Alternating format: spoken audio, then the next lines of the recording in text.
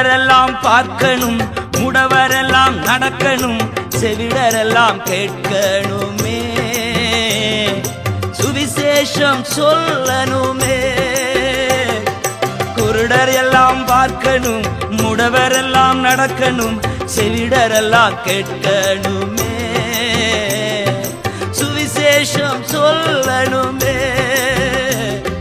சுவிசேஷம் சொல்லணுமே. ஐயா உம் திருநாமம் அகிலமெல்லாம் பரவ வேண்டும்,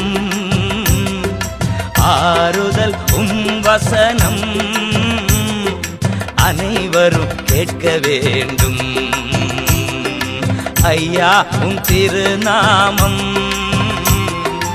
அகிலமெல்லாம் பரவ வேண்டும், ஆறுதல் உம்